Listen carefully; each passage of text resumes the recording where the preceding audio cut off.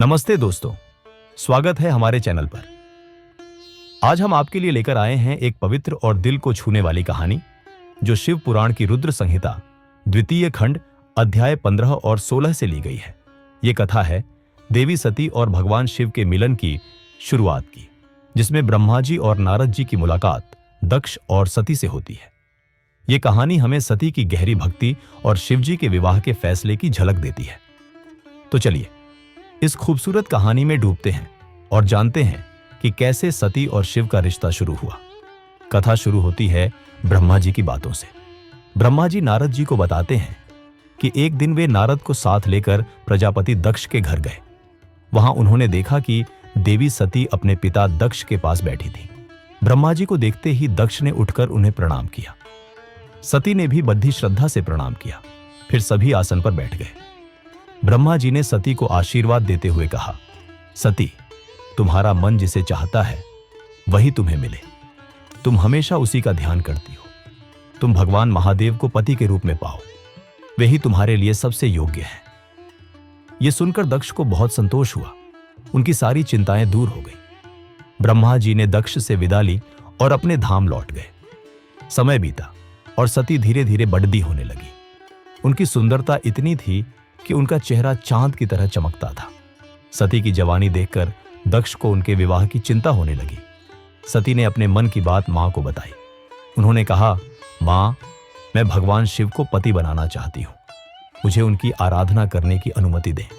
सती की मां ने उन्हें आशीर्वाद दिया और घर पर ही शिव पूजा शुरू करवा दी। सती ने पूरी भक्ति से शिव जी की आराधना शुरू की। आश्विन मास में नंदा व्रत के दौरान प्रतिपदा, षष्ठी और एकादशी को सती ने शिव जी की पूजा की।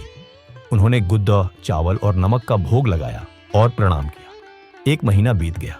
कार्तिक मास की चतुर्दशी को सती ने मालपुए और खीर से शिव जी को भोग लगाया। वे दिन रात शिव जी का ध्यान करती थी। मार्गशीर्ष मास की अमावस्या को सती ने तिल, जौ और चावल से शिव जी की पूजा की। उन्होंने घी का दीपक जलाया। पौष मास की सप्तमी को सती ने रात भर जागरण किया और सुबह खिचड्डी का भोग लगाया।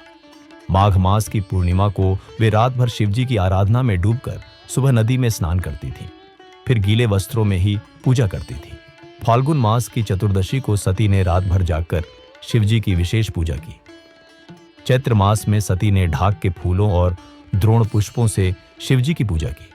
वैशाख मास में वे केवल तिल खाती थीं और जौ के चावल से पूजा करती थीं। ज्येष्ठ मास में सती बिना भोजन के रहती थी।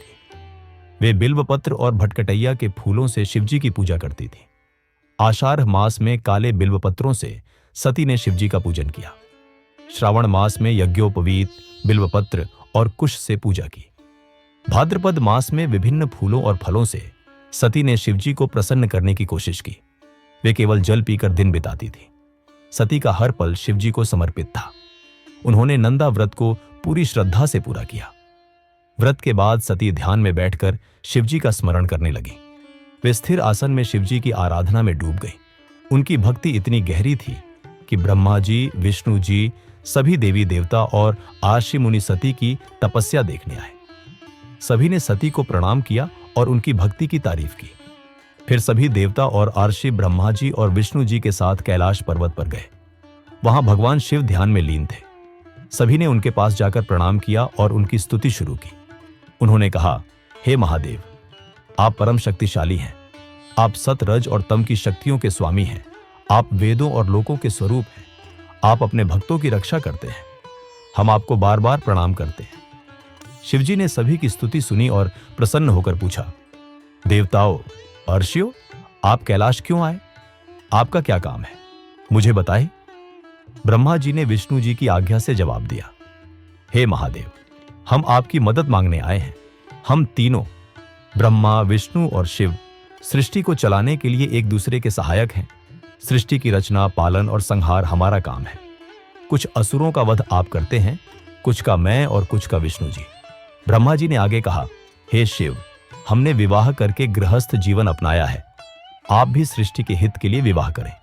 आपने कहा था कि आप रुद्र अवतार लेंगे और एक स्त्री से विवाह करके सृष्टि के काम करेंगे।